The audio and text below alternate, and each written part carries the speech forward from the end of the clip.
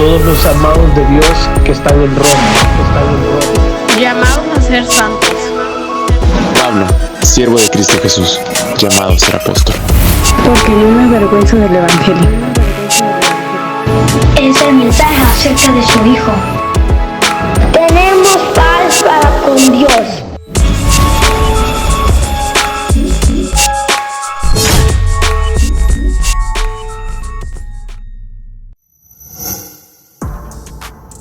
Los capítulos 12 y 13 de Romanos giran en torno a la conducta de los creyentes. Primero al cómo deben conducirse entre ellos y después al cómo deben conducirse afuera de la iglesia. Y para quien aún no entiende eso, cuando hablo de la iglesia no me refiero a un edificio, sino a una comunidad de creyentes. Así que en estos capítulos, Pablo nos indica cómo debe ser nuestra conducta en comunidad y también cómo debemos vivir, por así decirlo, en la sociedad, en la ciudad, afuera de la iglesia. Pero antes de estudiarlos, permíteme enfrentar mi vergüenza por un error garrafal, del que solo me di cuenta ya que el video anterior estaba cargado en YouTube. En ese video les hablé de dos palabras que se utilizan mucho al estudiar hermenéutica, y a pesar de haberlas usado probablemente miles de veces y escrito al menos varios cientos de veces, escribí mal una de ellas. Y lo peor es que la palabra que escribí mal fue la que más uso, exégesis, que debí escribir más bien así, y mientras veía el video comencé a regañarme audiblemente y a la vez a reírme de mi error. Una mezcla agridulce. Me duele la equivocación, pero también la disfruto porque me sigue exponiendo como humano, sujeto a fallas, a equivocaciones, a errores, y he aprendido a amar eso. Pero no importa si lo hubiera escrito así, siempre vendría alguien a decirme que ni siquiera ahora está bien escrito, y tendría razón, le falta un acento. El problema es que esa fuente, ese tipo de letra, que es de las más legibles en video, y por eso recurro constantemente a ella, no tiene acentos, y para agregarlos debo escribir una coma o otro símbolo aparte y acomodarlos como acento. La razón del error original es que primero escribí eisegesis y luego la copié y pegué al lado y la posicioné en la misma altura que la otra, y por cuidar las colocaciones solo cambié la I por la X sin leer la palabra. Un lapsus. Pero habiendo dicho eso, vamos a Romanos 12. Los primeros 16 versículos de Romanos 12 nos muestran detalles que Pablo quiere que los creyentes tengamos en mente cuando pensamos en la iglesia local. Primero, aunque la Reina Valera, la Nueva Versión Internacional, la Nueva Traducción Viviente, la Nueva Biblia Viva y la Biblia de las Américas usen ese término, lo que Pablo nos dice aquí no es un ruego, no es una súplica. Pablo usa el término parakaló, que es el consejo, la asesoría ofrecida por un abogado.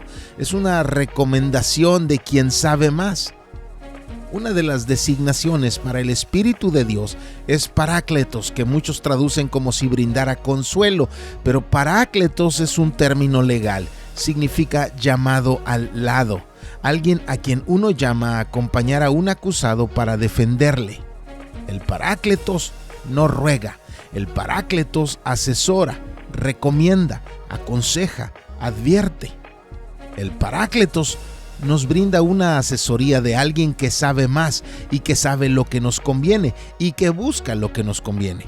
Así que eso es lo que está haciendo Pablo aquí. No ruega, nos apunta hacia el mejor camino, la mejor ruta a tomar, y su consejo es día, que significa cruzar a través de algo. Y nos dice que su consejo viaja, se conduce, se filtra a través de las oiktirmon, las compasiones, los sentimientos profundos de Dios. El consejo apostólico que los creyentes reciben es uno que viene de la mejor asesoría que podía brindar el apóstol, pero también son asuntos muy cercanos al corazón de Dios. Que presenten sus cuerpos, que ofrenden sus cuerpos, que ofrezcan sus cuerpos como una ofrenda a Dios, como un sacrificio vivo, santo, que agrada a Dios. Que nuestro ser no lleve preeminencia cuando estamos ante Dios, que nuestros asuntos, que nuestros proyectos, que nada se trata de eso, que no importan mis angustias, mis prioridades, mis miedos, mis amores, todo tú, todo yo, ofrendados ante Él, presentados ante Él como un sacrificio vivo y separado y buscando el deleite de Él. Y luego nos dice que eso es nuestro culto racional. Logiquén la traían, un culto con lógica, con argumentos racionales, con elementos racionales. Quienes llevan lo irracional al culto no están leyendo esto. Quienes por sobre todo ofrecen lo pasional no lo están leyendo. Quienes prefieren lo sensacional no le han puesto atención al pasaje. No podemos, no debemos relacionarnos con Dios sin un proceso mental, sin raciocinio. Por supuesto que no estoy hablando de entender a Dios desde la lógica humana, porque la Biblia nos dice que el hombre natural no puede entender las cosas del Espíritu. Pero ese mismo versículo de Corintios que dice entender, 2 versículos más abajo, dice que nosotros tenemos la mente de Cristo. Si tenemos emociones, pero no argumentos racionales, solo somos aficionados, solo vamos a la iglesia como quienes van a un estadio a gritar y a sacudir banderitas. Nuestro culto depende del conocimiento que tenemos de Dios. Cuando ya creciste, entendiste a los profesores que te decían que si hacías trampa en el examen, en realidad te estabas haciendo trampa tú mismo, ¿no? Porque podías salir con las mejores calificaciones, pero sin conocimiento. Y en la iglesia hay muchos que se hacen trampa, que no tienen hambre de la palabra, que no escuchan la predicación, que no hablan de asuntos bíblicos y creen que nos engañan o creen que se trata de que los demás crean que sí lo están haciendo. No podemos ofrecer un culto agradable a Dios sin nuestra mente. Muchos usan versículos como este para supuestamente desacreditar la búsqueda de sabiduría. No, ese pasaje desacredita la sabiduría humana, pero unos versículos abajo leemos esto, que nosotros hablamos sabiduría entre los que han alcanzado madurez, pero una sabiduría que no es de este siglo, ni de los gobernantes de este siglo que van desapareciendo, sino que hablamos sabiduría de Dios. Nuestra mente debe estar conectada en lo que Dios dice. Cuando cantamos, lo primero que debemos usar no es nuestro gusto musical. No se trata de ritmos, de melodías, de estilos. Se trata del contenido. ¿Qué dice lo que cantamos? Nuestro culto es racional. No significa que no pueda apasionarnos, no significa que no pueda conmovernos, no significa que no podamos emocionarnos, pero primero debemos tener claro el parámetro bíblico y tener claro por qué me emociono. Hay gente que se emociona porque comenzó una cumbia o una norteña o un estilo que les gusta y cantan lo que sea solo porque les gusta la melodía. Pongan su mente en la palabra y que nuestro culto sea racional. Puede ser racional y emocional, puede ser racional y espectacular, puede ser racional pero primero lo primero. Y luego Pablo nos dice, y no se adapten a este mundo. En el original no dice cosmos, dice aioni. No se adapten a nuestra era. Que lo que nuestra generación busca no sea lo que buscamos. Que lo que esta cultura brinda no sea lo que persigamos, que no definamos nuestra forma siguiendo los parámetros de nuestra época. Pero, en griego dice Alá, no es árabe, sino griego, pero transfórmense mediante la renovación de su mente. De nuevo estamos aquí, en lo que pasa por nuestros pensamientos. Cuando la iglesia deja de poner atención a lo que cree, a lo que enseña, a lo que canta, a lo que predica, estamos en terrenos peligrosos, muy peligrosos. Primero, Pablo nos pide ofrecernos como un sacrificio racional y luego nos llama a renovarnos en nuestra mente. Debemos afilar constantemente nuestra mente en la palabra de Dios. Nuestra mente es lo primero a enganchar en nuestro culto para que verifiquen cuál es la voluntad de Dios. En griego dice para que pongan a prueba si es la voluntad de Dios. Que no nos convenzan con lágrimas y con historias emocionales o emocionantes, que no nos convenzan con gritos y tamborazos, que nuestra mente, afilada en la palabra, conectada a la palabra, interesada en la palabra, estudie y verifique si algo verdaderamente es de Dios. Pero es que me profetizó el hermanito. Si ese mensaje contradice la palabra, ese mensaje es anatema, maldito. No necesitamos frases y sueños y llantos, necesitamos por sobre todo la palabra. No estoy hablando en contra de buscar que Dios nos dirija, estoy hablando de las rutas que queremos usar cuando Dios ya nos habló. Y aún hay gente, entre comillas, buscando la voluntad de Dios, como que la voluntad de Dios se haya perdido por ahí. Los perdidos somos nosotros y no sabemos dónde está. Pero cuando ya sabemos dónde está revelada, podemos verificar si lo que está ante nosotros es su voluntad o no. Pero hay gente que le teme a la voluntad de Dios. He conocido a muchos que oran para que la voluntad de Dios no suceda, que oran para que sus voluntades personales, egoístas, miopes, determinen lo que ellos reciban. No entienden que la voluntad de Dios es buena, es agradable y es perfecta.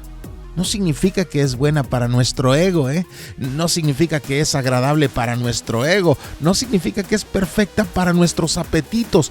Pero desde la mente divina que todo lo sabe, eso, aunque nuestra mente finita no lo comprenda, aunque no lo entendamos en ese momento, eso es lo mejor que nos pudo pasar. La voluntad de Dios es buena y es agradable y es perfecta. Pero no se trata de nosotros. No somos el ombligo, no somos el centro, pero tampoco somos desecho. Somos en Cristo. Somos en Él. Y porque somos en Él, podemos disfrutar lo que somos por Él. Pero si somos por Él, no es por nuestro mérito. No es por nuestro esfuerzo, así que no se llenen de soberbia, no alimenten el ego, pero tampoco el autodesprecio. Solo no pienses más de ti que lo que debes de pensar. No eres más que lo que Dios hizo de ti. Debemos decir como Pablo, por la gracia de Dios, soy lo que soy. Y lo dijo mientras mostraba sus credenciales como apóstol, pero sin olvidar que todo lo que hizo fue porque Dios estaba con él. No se trata de ti, no se trata de mí, se trata de Él. Y porque se trata de Él, se trata también de su cuerpo, que es la iglesia. Y nos dice, pues así como en un cuerpo tenemos muchos miembros, pero no todos los miembros tienen la misma función, así nosotros, que somos muchos, somos un cuerpo en Cristo e individualmente miembros los unos de los otros.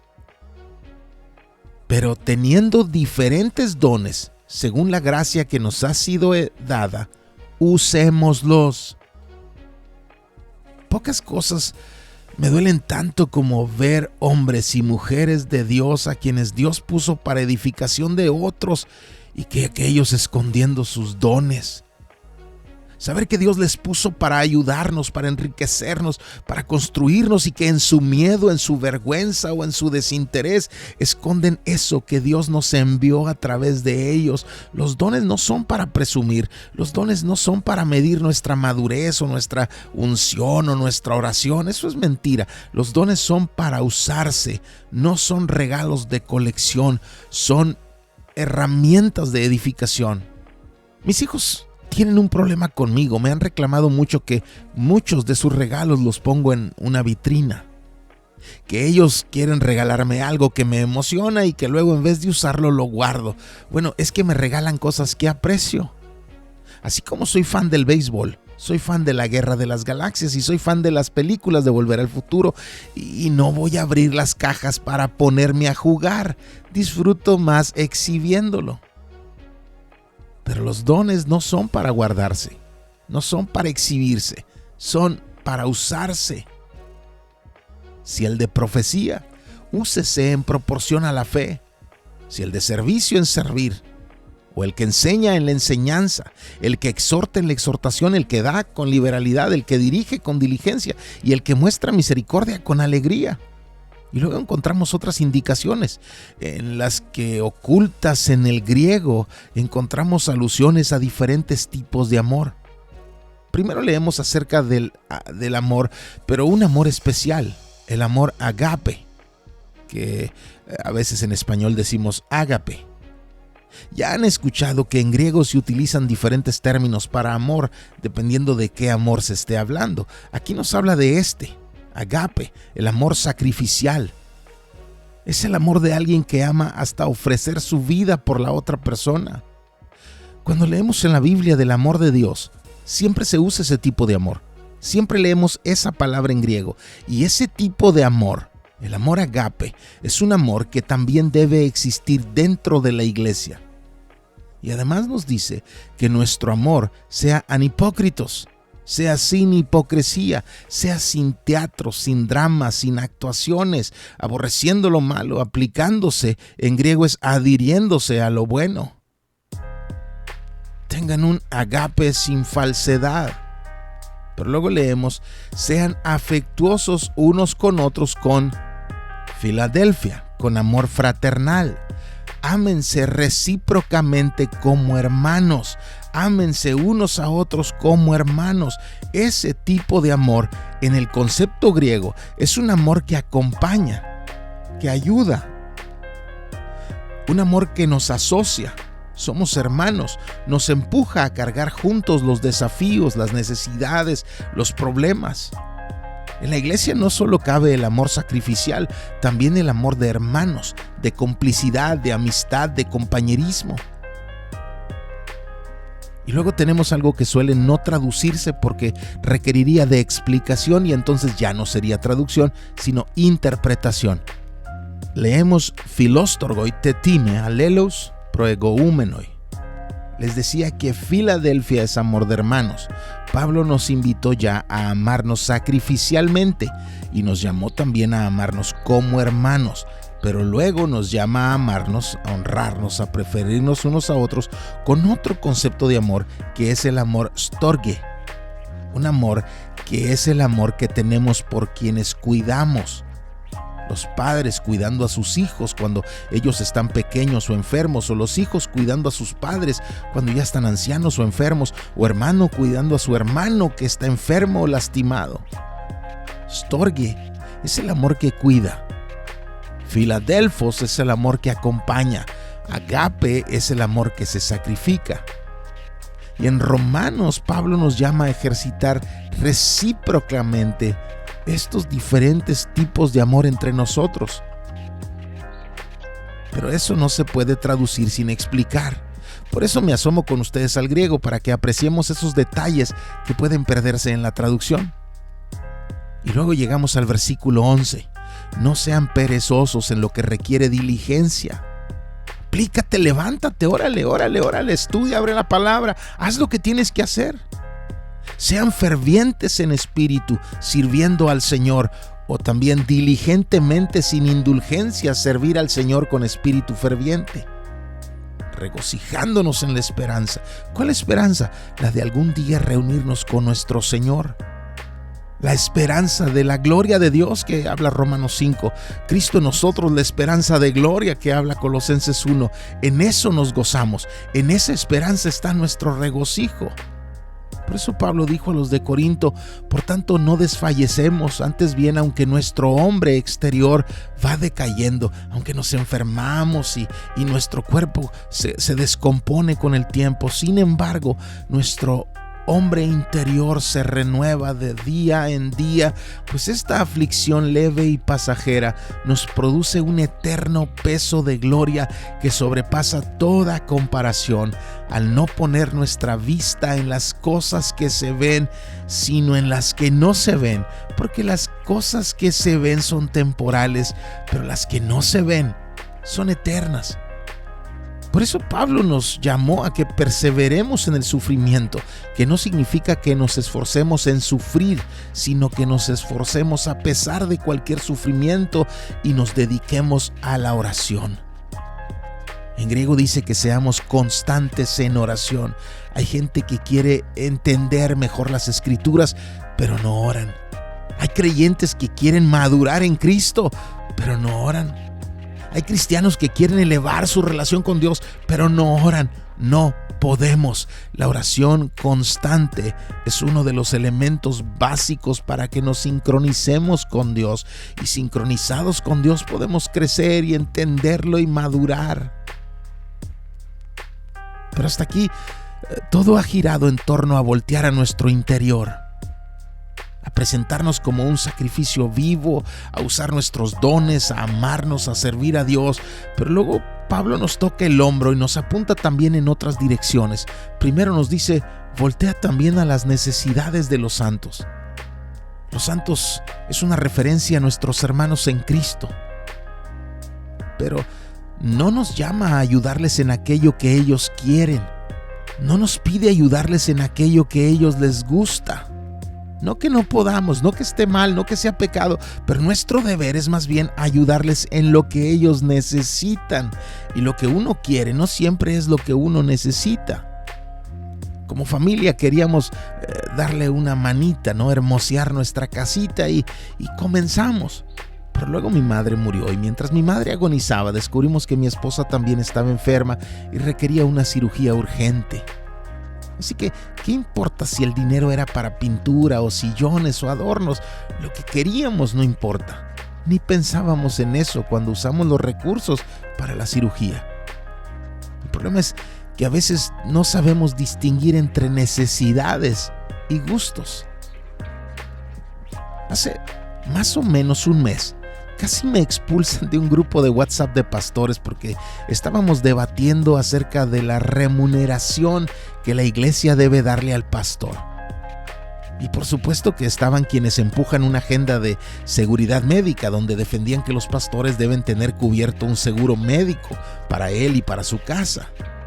Y habían otros que más bien hablaban de que el siervo, ya saben, el siervo debía vivir sin límites económicos, porque en 1 Corintios 9 y en Timoteo 5, en 1 Timoteo 5, cuando Pablo habla del sustento a quienes dirigen la iglesia, el apóstol dice, no pondrás bozal al buey que trilla. Y claro, muchos lo entienden como no le pongas límites. Pero a otros se nos ocurrió decir que 1 Timoteo 6:8 dice, y si tenemos qué comer y con qué cubrirnos, con eso estaremos contentos. Fue casi como si hubiéramos dicho una blasfemia para muchos. 1 Timoteo 5 sí habla de los que dirigen la iglesia. Y se nos dice que ellos son dignos de doble honor, en un contexto en el que ese término, honor, significa algo como salario. Otro de los usos de ese término en esa época. Sin embargo, siempre que leemos eso, omitimos que Pablo no dice que se les dé doble honor, sino que sean tenidos como merecedores de doble honor. Y no es lo mismo, porque la iglesia no siempre está en posibilidades de pagar. Y quienes van solo por la lana, aquí es donde se decepcionan.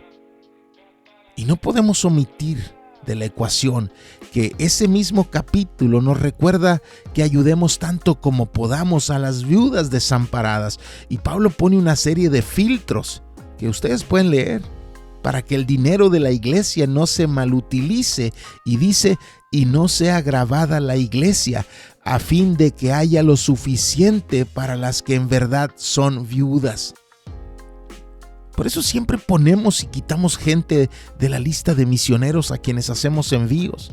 No enviamos a quienes piden, sino a quienes, pese a la adversidad, se lanzaron a una tierra que no es la suya y lejos de la vida a la que antes tenían, solo les interesa que Cristo sea dado a conocer. Esos van a la lista, y cuando la economía ya les sonríe o mientras la economía les sonríe, canalizamos nuestras ayudas a otros que sí están sufriendo. Cuando Pablo dice a las que en verdad son viudas, y lees el capítulo, vas a entender que las otras también lo eran, que lo que Pablo quiso decir con esa frase fue a las viudas que en verdad lo necesiten. Cuando Pablo nos llama a cuidar a quienes de entre nosotros tengan necesidad, no es un llamado a patrocinar la opulencia de algunos o que paguemos la luz de quienes ni siquiera quieren trabajar. Pablo nos llama a que si entre nosotros hubiera alguien con una necesidad, nos sumemos a la ayuda. Pero no todo es económico, No lo lean con símbolo de dólares, porque quizás lo que alguien necesita es más bien un abrazo, un consejo, una dirección bíblica, una charla amena en tu mesa que le diga que lo aprecias. A veces alguien necesita un exhorto firme y amoroso. No todo es dinero, la mayoría del tiempo no lo es. Hace muchos años en otra iglesia que pastoreé, o más bien que intenté pastorear, una diaconisa de la iglesia usó una junta de líderes para que pusiéramos en la agenda del día que un muchachito muy servicial debía dejar de tocar la batería porque le apestaban las axilas. ¿Puedes creerlo? Otra de las diaconisas de la iglesia, en vez de eso, el día de la reunión siguiente llegó y le regaló un desodorante y le explicó los cambios físicos que llegarían con su pubertad. Ambas estaban enfrentando el mismo problema, pero cada una de ellas lo vio desde lo que había en su corazón. Pero lo que ese niño necesitaba no era un regaño y mucho menos que lo avergonzáramos. Solo bastó una anciana llena de amor para que comenzara a llegar perfumado y sonriente. Hasta hoy, ya viejo, casado, con hijos, sin cabello, pero aún sirviendo y aún perfumado y sonriendo. Ayudar en las necesidades de otros es eso.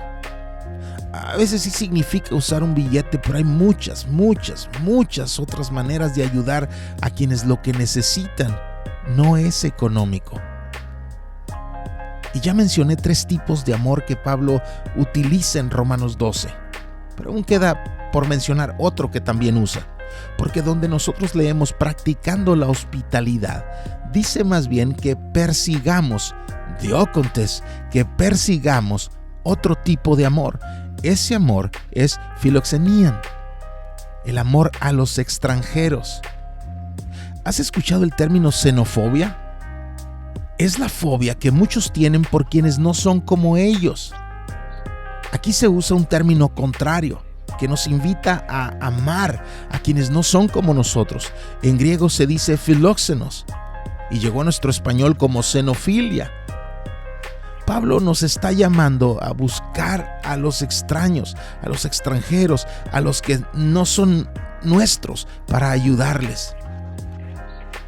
Eso es una de las cosas que más disfruto de ustedes, de cada uno de ustedes. Sé del amor que hay en ustedes hacia los extranjeros y los necesitados. Soy testigo de eso.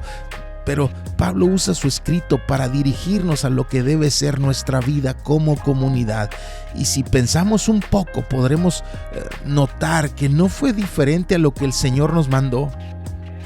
Cristo nos dijo que toda la ley y los profetas se cumple en 2 mandatos. El primero, que amemos a Dios por sobre todo, y el segundo, que amemos a nuestro prójimo como a nosotros mismos.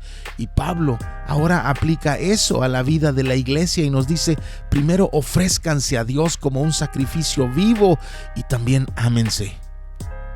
Ámense con ese amor que se sacrifica por quienes ama y ámense con ese amor que les hace cuidarse unos a otros, y ámense con ese amor que les hace buscarse unos a otros, y amen a los que no son como ustedes.